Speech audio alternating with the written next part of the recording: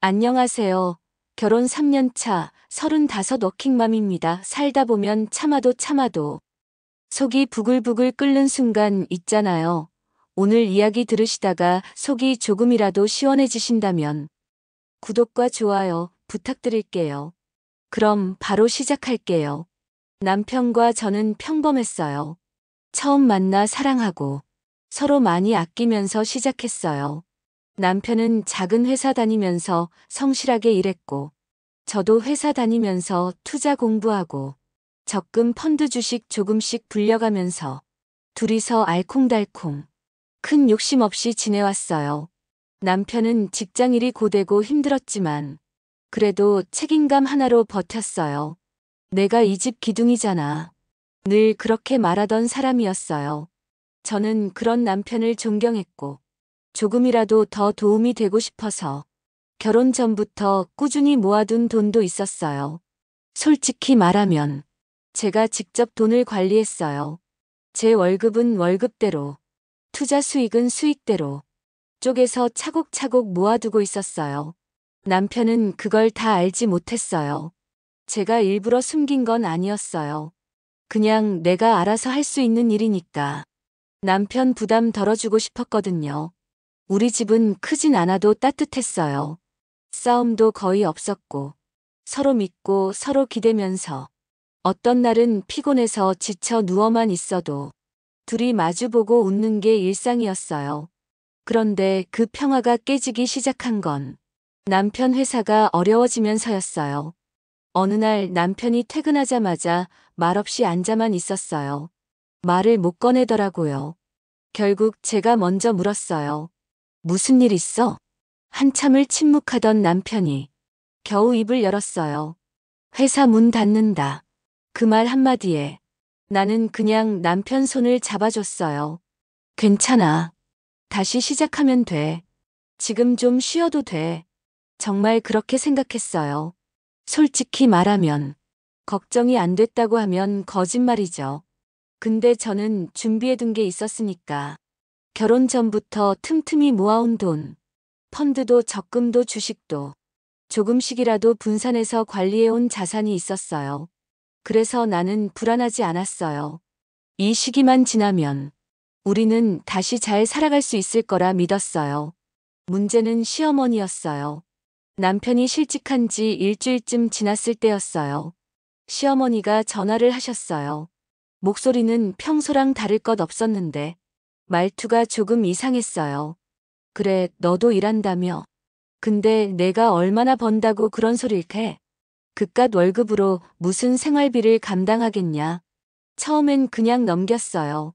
속으로 아, 또 시작이다 싶었어요. 시어머니는 원래 말이 좀 거칠었고 사람을 툭툭 찌르는 말버릇이 있었거든요. 저는 늘 참았어요. 괜히 따지다 말 섞으면 그게 더 피곤해지니까요. 그 뒤로도 며칠 간격으로 전화를 하셨어요. 아들은 잠도 못 자고 속 끓이는데 너는 그 와중에도 바쁘다며. 대체 뭘 얼마나 바쁜데 그렇게 태평하냐? 너 그렇게 회사 다니면서 생활비 보태긴 하냐? 뭘 그렇게 떳떳하게 얘기하는지 모르겠네. 한마디 한마디가 가슴에 바늘처럼 박혔어요. 내가 얼마나 애써서 조금이라도 더 벌려고 새벽에 나가고 애 재우고 야근까지 하면서 생활비 채우고 있는데 그걸 모를 수는 있어요. 근데 무시하는 말투, 비아냥거리는 어조, 그건 실수로 나온 게 아니었어요. 의도적이고 정확히 찔러오는 말들이었어요. 남편은 그 와중에도 엄마가 좀 예민하셔서 그래. 신경 쓰지 마. 이렇게 넘기려 했고 저는 그 말조차 서운했어요.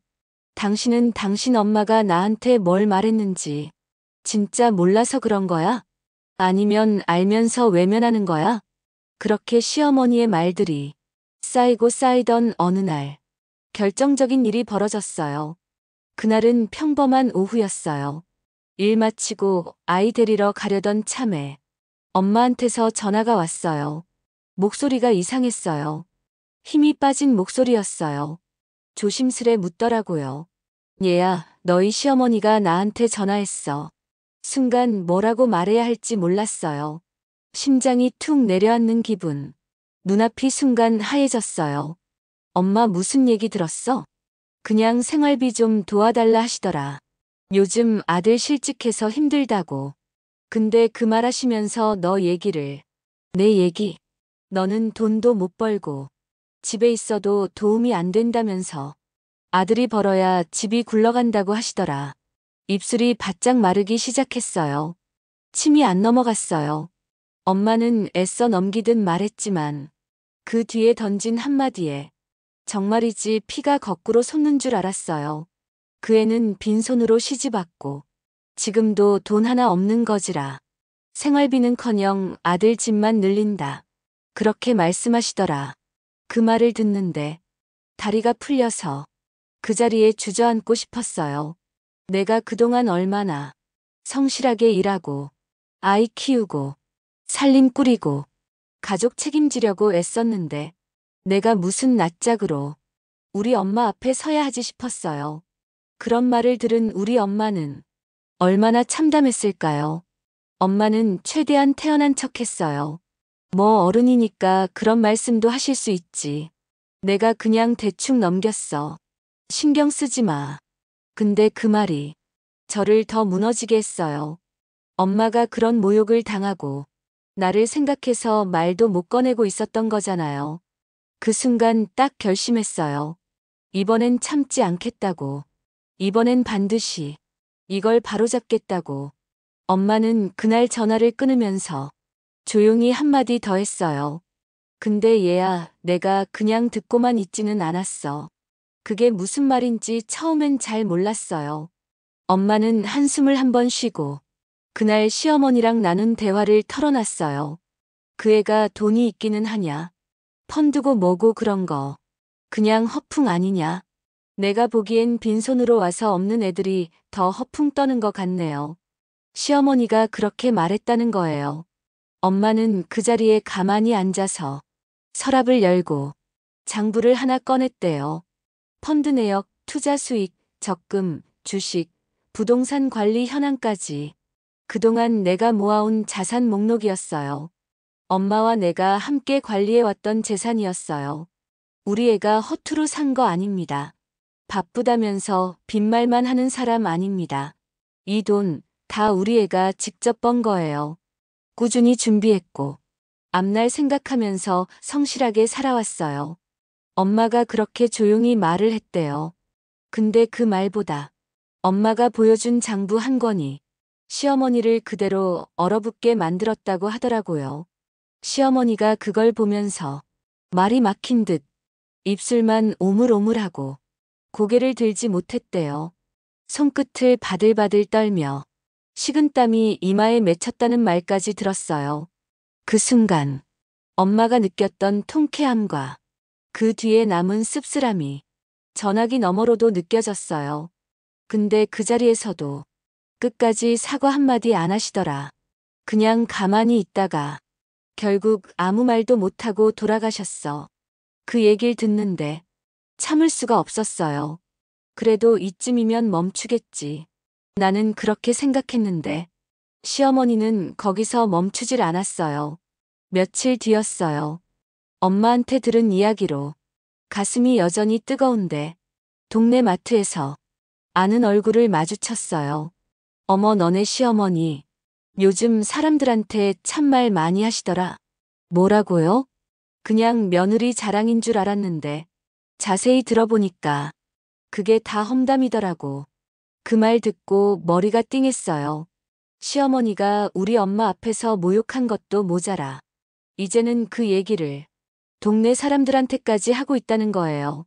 자기 아들이 실직해서 힘든데 며느리는 생활비 하나 못 낸다고 그 얘길 어디 가서나 하시던데 며느리가 겉으론 똑 부러진 척하면서 사실은 아들한테 얹혀 사는 여자라고 소문은 이미 동네를 돌고 있었어요. 그 말들을 내가 전에 듣고 있다는 사실조차 시어머니는 상상도 못했을 거예요. 그날 밤 남편한테 얘기했어요. 남편은 한참을 말없이 듣더니 겨우 입을 열었어요. 엄마가 그런 얘기를 하고 다닌다는 건 알았어. 뭐라고? 내가 말렸는데 그냥 엄마가 요즘 예민해서. 그 말을 듣는 순간 속이 뒤집히는 줄 알았어요. 당신도 알고 있었으면서 왜 나한텐 말 안 했어? 내가 그 정도인 줄은 몰랐어. 그렇게까지 사람들한테 얘기를 하는 줄은. 그제야. 이제는 내가 나서야겠다는 생각이 들었어요. 엄마가 당한 수모, 내가 받은 모욕, 거기다 남편까지 침묵하고 있었다면 이건 내가 정리해야 할 일이었어요. 그 순간 딱 결심했어요. 시어머니가 자주 나가는 동네 모임 자리에 내가 직접 가야겠다고. 시어머니가 자주 나가는 그 동네 찻집, 매주 같은 요일 같은 시간, 친구들이랑 앉아 수다 떠는 그 자리. 저는 일부러 조용히 갔어요. 아무 말 없이 문 열고 들어가서 그 테이블 옆에 섰어요. 어머, 웬일이니? 여긴 어떻게? 시어머니가 어색하게 웃었어요. 옆에 있던 친구분들도 뭔가 눈치를 채고 조용해졌어요. 저는 인사도 안 했어요. 바로 가방을 열었어요. 그동안 모아온 재무자료, 펀드 수익 내역, 부동산 계약서, 투자 수익 장부, 엄마랑 함께 꼼꼼하게 관리해온 그 기록들, 한 장 한 장, 테이블 위에 조용히 펼쳐놨어요. 그 순간 공기가 싸하게 가라앉았어요. 어머님, 제가 생활비 못 낸다고요? 제가 빈손으로 시집 왔다고요? 그 얘길 여기 계신 분들 앞에서도 하셨죠? 그 말에 시어머니가 순간 고개를 돌렸어요. 입술을 꽉 깨문 채 아무 말도 못하고 있었어요. 제가 뭘 하고 어떻게 살림 꾸려왔는지 모르셨던 모양인데 여기 다 있습니다. 서류를 넘기며 차분하게 말했어요. 이게 제가 결혼 전부터 모아온 재산 목록이고 이게 지금까지 투자 수익이에요. 어머님이 그렇게 말씀하신 거지 며느리의 수입입니다. 옆에 앉아있던 시어머니 친구 한 분이 슬쩍 다른 친구 눈을 보면서 작게 한숨을 내쉬었어요. 어머, 이런 건 몰랐네. 아유, 이거 진짜야? 웅성거림이 일어나기 시작했어요. 그제야 시어머니가 입을 열었어요. 아니, 나는 그냥 그런 뜻으로 한 말이 아니고. 목소리가 갈라지고 손끝이 덜덜 떨리고 있었어요. 저는 그 말을 끊었어요. 어머님, 말이 칼인 거 모르세요? 그 칼을 어디다 휘두르셨는지 아세요? 사람들 앞에서, 아니, 우리 엄마 앞에서 그런 말을 내뱉을 때 한 번이라도 생각해 보셨어요? 시어머니는 그 순간 고개를 푹 숙였어요. 손이 계속 떨리고 얼굴이 새파래지더라고요. 그 자리에 있던 다른 사람들은 아무도 시어머니 편을 들어주지 못했어요. 오히려 조용히 시어머니의 반응만 지켜보고 있었어요. 그날 저는 마지막으로 한마디 남기고 자리에서 일어섰어요. 앞으로 저희 엄마한테 그런 얘기 다시는 하지 마세요. 이제 더는 참을 생각 없습니다. 그날 이후 시어머니는 저한테 어떤 연락도 하지 않았어요. 남편한테도 직접 말은 못하고 그저 조용히 지내는 척만 하더라고요. 한참을 그렇게 지나고 나서 남편이 조심스럽게 얘기를 꺼냈어요. 엄마가 미안하다고 전화래. 근데 그 말이 전혀 위로가 되지 않았어요. 그냥 그런 말마저도 내가 시끄러우니까 전화라 하더라. 이런 느낌밖에 들지 않았어요. 그날 밤 남편과 솔직하게 얘기했어요. 당신도 알았잖아. 엄마가 그런 얘기를 하고 다녔던 거. 근데 왜 가만히 있었어? 남편은 한참 동안 아무 말도 못하다가 결국 고개를 숙였어요. 나도 엄마가 그 정도인 줄 몰랐어. 근데 내가 이렇게까지 준비해왔던 거 솔직히 몰랐어. 미안해. 그 말도 이미 늦었지만 그래도 그날 남편이 처음으로 엄마가 틀렸다는 말을 했어요. 그것만으로도 조금은 속이 내려앉는 느낌이었어요. 나는 남편한테 말했어요. 나는 내가 나를 지키려고 이랬어. 엄마가 미안하다고 해도 난 이전처럼 못 지낼 거야. 앞으로는 우리 관계 내가 지킬 거야. 그렇게 저는 시어머니와 거리를 두기로 했어요. 예의는 지키지만 더 이상 억지로 잘하려고 하지 않고 억지로 맞춰주려고 하지 않고 가까운 사이라고 무조건 참아야 하는 건 아니더라고요. 말로 사람을 찌르고도 그냥 예민한 거다. 그런 뜻이 아니었다. 그런 말로 덮으려고 할 때 그걸 받아주면 결국 나만 다치는 거더라고요. 엄마도 말했어요. 얘야 잘했다. 너라도 내 편 들어줘야지. 안 그러면 너만 병난다. 나는 이번 일을 통해 확실하게 알게 됐어요. 내가 나를 지키지 않으면 아무도 나를 지켜주지 않는다는 거. 가족이든 뭐든 상처 주는 사람 앞에서는 할 말은 해야 한다는 거. 이게 내가 앞으로 지켜야 할 내 방식이에요. 오늘 제 이야기 어떻게 들으셨나요?